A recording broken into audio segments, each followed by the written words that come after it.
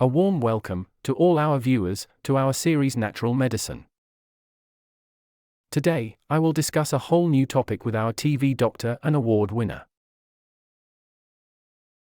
It is about the so-called cold chamber. Did you know that cold can save lives? That you get rid of pain with cold? For me, this is completely new. Therefore, a very important topic to look at today. Stay tuned. And here we are again. And I may also show you our guest. Dear Dr. Petra Wiechel is back. A warm welcome. Thank you. Thank you, Alexander. I just read that you used to be done with newborns, cold therapies, for whatever reason, and with organ transplants. I know the transport as well. And if someone loses a finger, it's put on ice too. To what extent does it make sense to work with cold in other components? Cold is a stimulus. And our body depends on us sending it stimuli.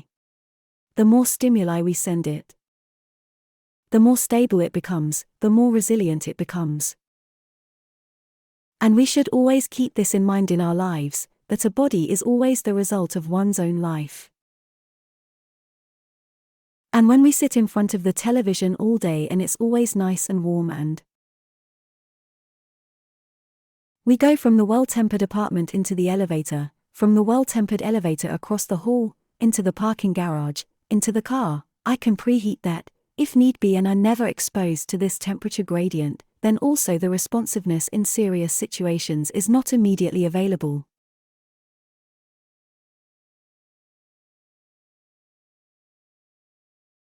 Because warmth or cold is always associated with an answer that we or our body naturally has. And the speed and extent depends on how well I train my body to do so. It still occurs to me. The Pastor Neat was famous for his cold showers or cold foot baths. What is going on inside the body?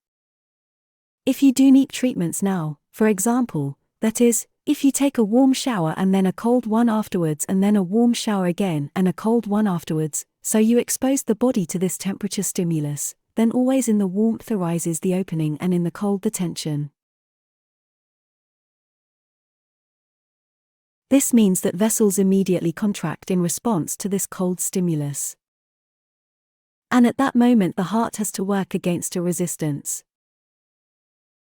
And this resistance, of course, makes the cardiac muscle capacity stronger and also the flexibility of the vessels, which adapt more quickly.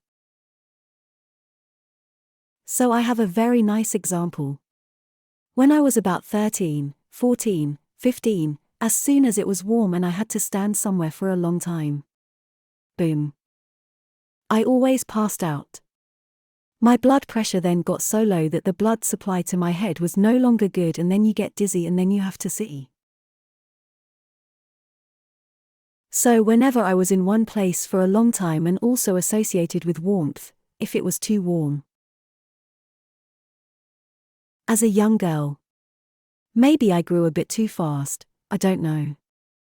But since that time, I was 15, someone said you just have to take a cold shower in the morning. And then it was gone. And since I was 16, I'm 63 now, I take a cold shower in the morning, and I even moved it outside now, outside 365 days a year, I don't have that anymore. And that is NEEP. And I can be so extreme there, but I can also be gentler, that I say my legs, my reflux, that's 2,000 liters of blood a day. That means if I do cold washes here again and again, or also have cold water over your legs with the shower, up and down, there is always a vascular construction for the body, and with it also obtains its muscular strength and its vascular strength. That's also musculature. Not striated muscle as in the muscles, but it is smooth muscle. And these muscles are trained in the same way.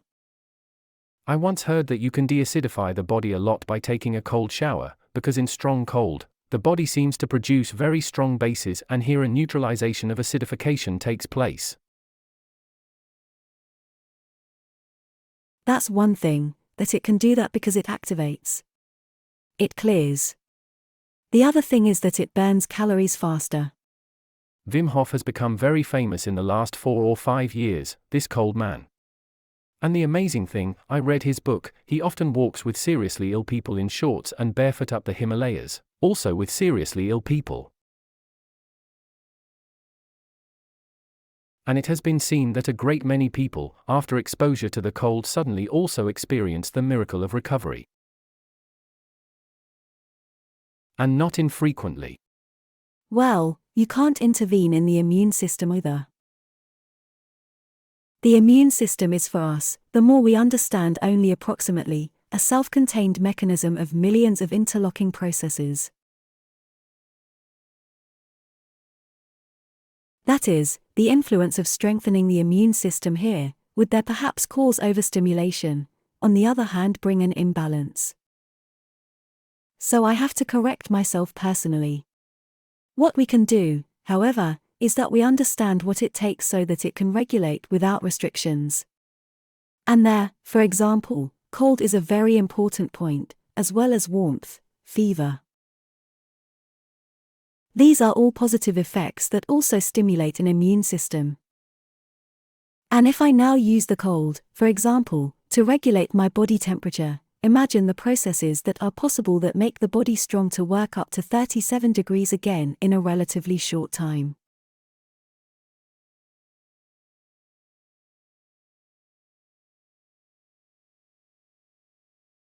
And what takes place there are also stress hormones in a positive sense.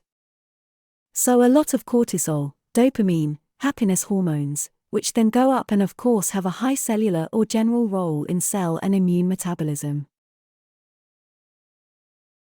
It's so awesome that nowadays we humans are always like, we always want to choose the most comfortable and the most beautiful way. But we want our body to do everything. And when it no longer serves us properly, we are disappointed.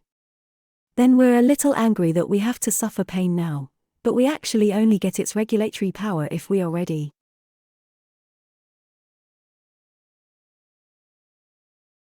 To expect things from it for a short moment. That makes it strong.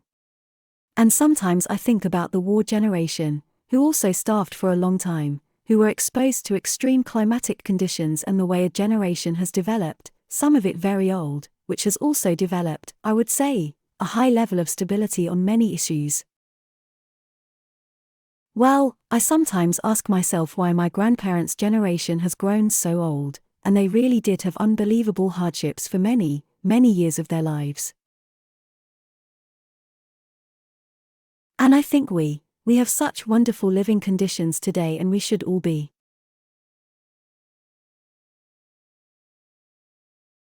a little more responsible in that regard and do things in everyday life that would protect us much more from things that then also come automatically. I know what you mean. But back to the cold shower. I used to do this every morning for 2 or 3 months. But I think, I'm a wimp. It's so cold and so uncomfortable. But every time I did it, there was a certain pride, great happiness there, a freshness there. I was really fit from head to toe, full of energy. And I think you can use that very well therapeutically. And we'll come back to that in a moment. But whenever I try to be with you, I always treat myself to hypothermia. Exactly. There, we know with every degree of temperature that the body goes up, it doubles the performance of the immune system. And actually, in what's called a cold chamber, where the temperature is pushed down and then he has to go back up himself, it's the same, right? Of course it's the same, because it's a stimulus. And we say when the body temperature regulates down for a long time, then that is just as pathological as a long-term low temperature. If clinically indicated, of course. But in the sense of a hypothermia that has completely different tasks. In the activity. Depending on what I now want to achieve with hypothermia, sometimes I just want to respond to a stressful situation again. I can only do that with a fever. And many people no longer have a fever. That means giving me this training effect again via hypothermia. Those are things, I think it's never all that good. When people say I haven't had a fever in 10 years, it's just as pathological as someone saying I always have 34, 35 degrees body temperature. So there are ways to bring the body back into regulation. And yet another means is now also the cold chamber, which is used medicinally and which is now with you. I'm really looking forward to it. And I would like to show you, dear viewers, what a cold chamber is and then get further details on this from Dr. Petra Wiechel. I'm going to run a video here now so you can see. Whole body cold therapy has been used successfully since the early 1980s.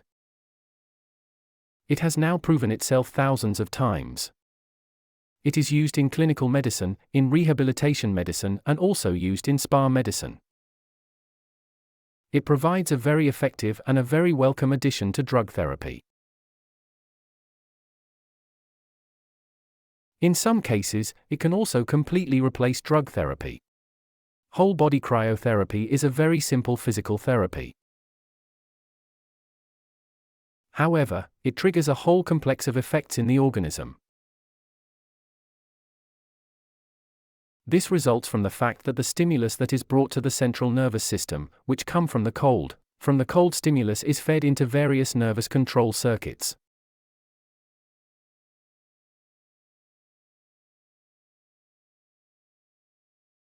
That is why we can use whole body cold to block pain, to combat chronic inflammation, for example in the joints.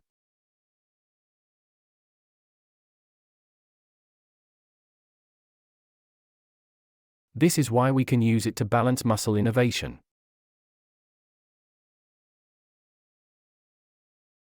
And that is also the reason why it can have a performance-enhancing effect. And it can also be used when it comes to the core activity level of the human being, which can indeed be disturbed.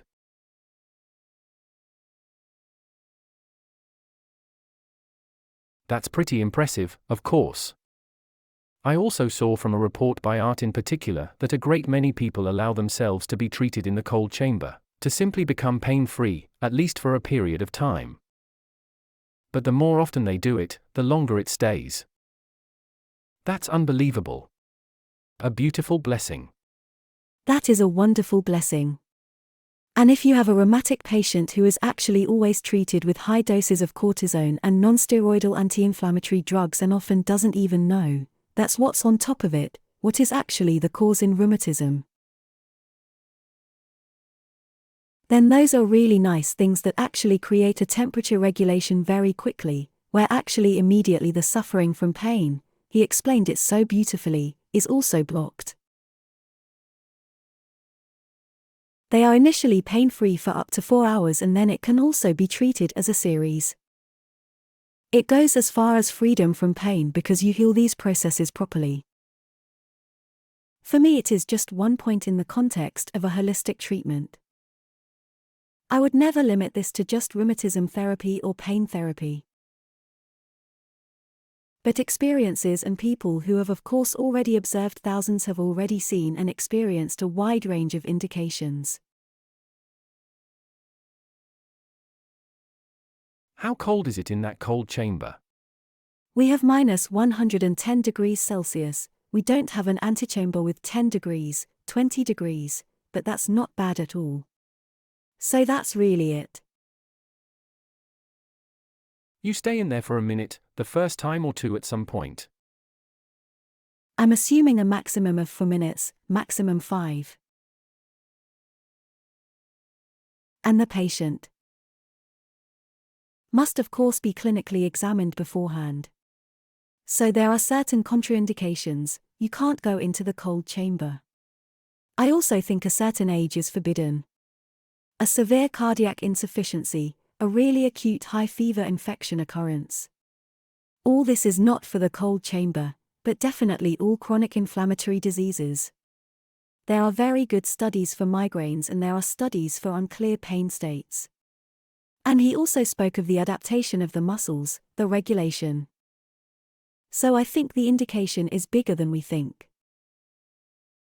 If you go in there now, not naked and barefoot, right? No, it's really interesting. The patient needs gloves and they need a nice bobble hat and they also need a surgical mask. So if you breathe deeply in the cold chamber, you take a very deep, cold breath, and that's too cold. So the mask is good. Necessarily either shoes or really double, triple socks. Because the problem is, it's cold and the second time I wore socks that were too thin and you can't stand there for more than half a minute, the cold comes from below. And it's far nicer than stepping into cold water, I have to say. The element of water is missing. It's such a dry, beautiful cold that you wear panties and a bikini and then, as I said, face masks and gloves and a hat, then go in there, and of course you must not have any metal on the body in any way.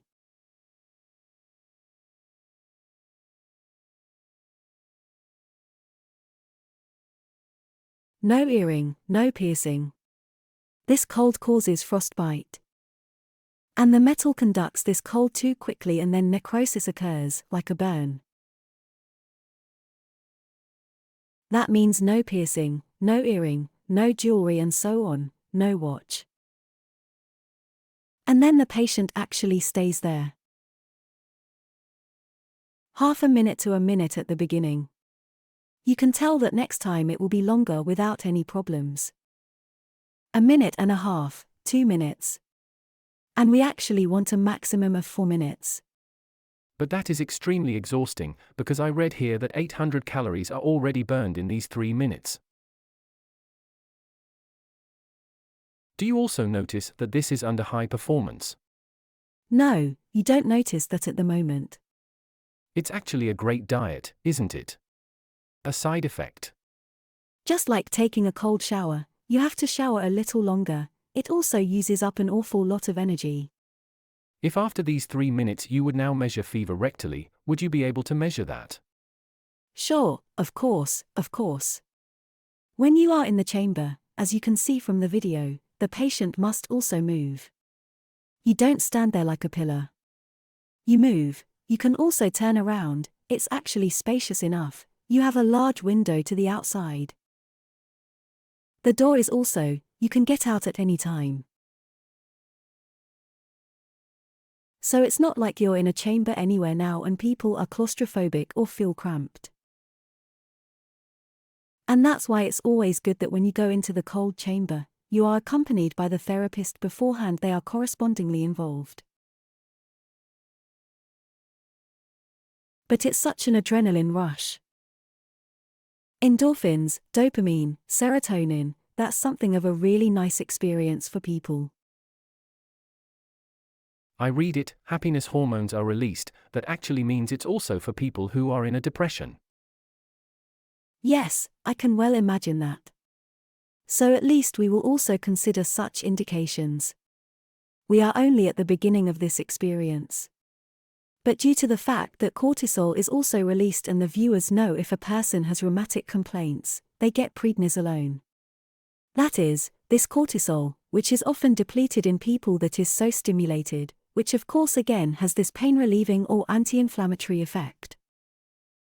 What I have heard from this professor is that there is a great possibility and chance that the medications that you have been taking for decades can possibly be tapered off. Sure. That's cool. And from what I read, even libido and sexual performance can be increased. I think it just has to do with blood flow.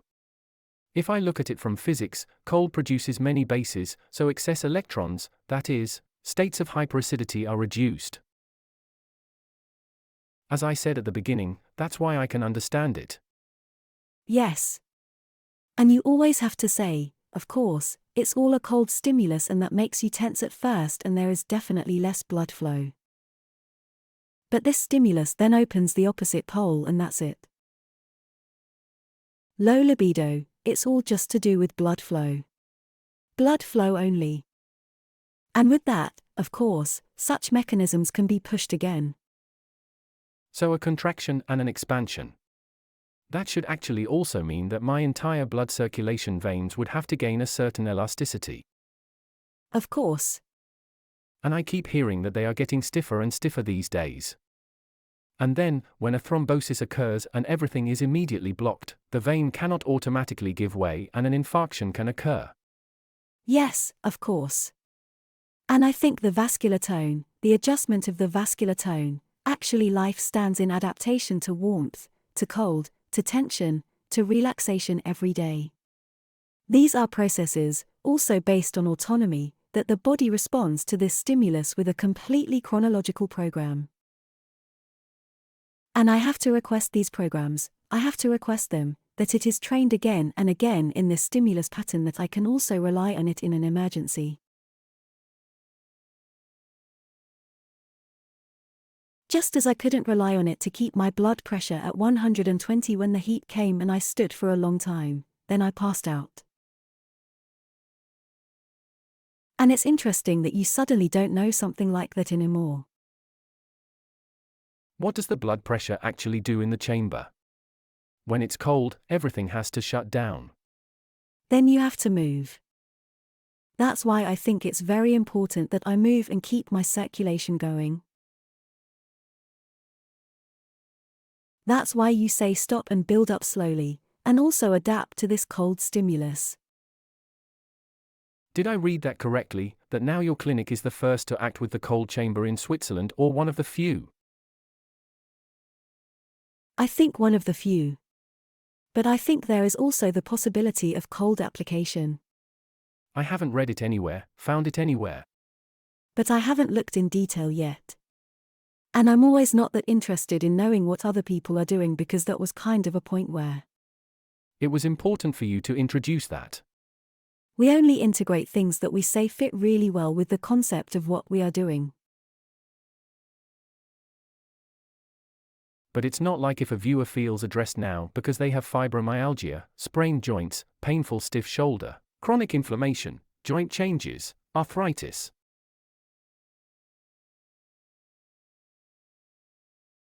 If they have something like that, then it would always only be a supplementary therapy, but not the individual therapy. It's always a concept where the cold chamber also comes into play. I think there are institutions that you go to for cold therapy. And in the video, if it is seen further, there is also a ballet dancer who is becoming more and more resilient due to the cold chamber as part of their probable overstretching of the joints. And I can well imagine that there are indications where people say I can benefit from cold therapy. Personally, I'm always on my way to understanding why do you have fibromyalgia now. And I would very much like to use a cold chamber rather than a drug targeting inflammatory pain. First of all, there are enough alternatives anyway, that you don't need anti-rheumatic drugs or anti-inflammatory drugs. But I think the idea is so wonderful in addition also to an inflammation problem. And many are also caused by others, by streptococcal infections, rheumatism, due to chlamydia infection, so processes that are running again and again. But I don't think there will be any virus, if it goes into hypoxia, if everything closes, that a viral reactivation also has a chance of being maintained, because these processes are being interfered with everywhere, now in a short, intense period.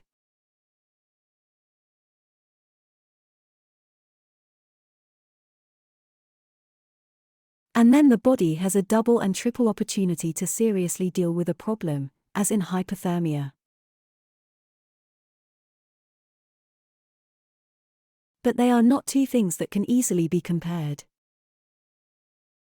One more question in brackets, please. Very many diseases, chronic diseases, are also the result of internal inflammatory processes, so-called inflammatory foci. This would also have to be supported in the cold chamber during the healing process. I think a lot. But if, for example, you now have a chronic inflammatory problem, for example fibromyalgia, then I will not cure leaky gut syndrome with the cold chamber. No, of course, a biological doctor does that because they treat the cause. But in effect, one could very quickly rid the body of this pain. There we have pain relief again. Out of the question. But then it's actually also cancer therapy. Cancer is always in an acid state. And if I now bring the body back in this alkaline state via all possibilities, including via the cold chamber, that should also be a support of the organism.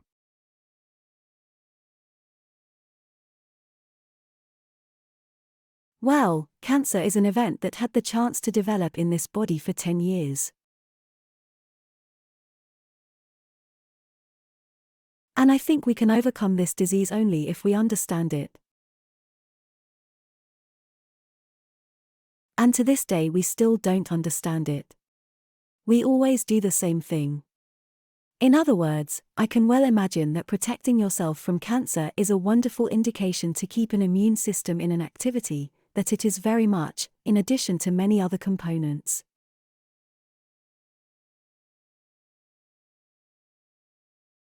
Also actively recognizes what it takes to defend against tumors. That is one thing. And the other thing is, of course, I still lack personal experience.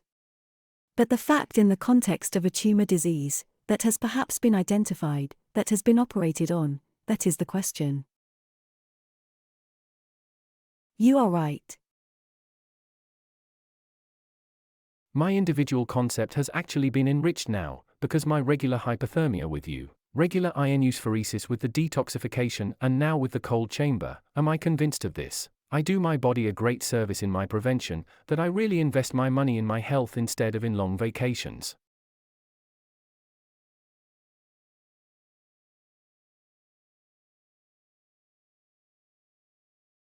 I'm going to use this cold chamber now too, because I'm really excited about it. I'm such a Wim Hof fan, I'm a cold shower fan. I know this experience, but I'm a wimp, I can't handle it. So I think that's exactly my thing. I think in life anyway the journeys that one undertakes cannot be counted in kilometers, but are rather immersed in the depths of life. It is a much larger and more valuable investment. I have another nice quote. I just read such a beautiful example in a book by Osho. I thought that was really, really nice for the end. One of the most beautiful flowers of life that grows in the mud is the lotus flower. And the bottom line was, no matter what you put in, it always depends on what we make of it. Exactly, that is a very nice saying. Very, very nice. Thank you very much, dear Petra, for explaining to me about the cold chamber and how valuable cold is for our organism, and I wish you a lot of success with this device. Thank you. My pleasure. And you too, dear viewers. And if you're not going to the cold chamber yet, please remember what the lady, our guest, said at the beginning about the cold shower. And I know her too. Also in November and December, she jumped into the cold Lake Constance. Just because it's good for her. Has been doing it for many years. I know it's healthy and I really recommend it to you with all my heart. Deal with this cold and just see how you react with endorphins and how you feel super good all day long. And please don't be such a wimp like me. I just think it's terrible. But the effect is awesome. I wish you all the best and every success with the implementation. See you next time.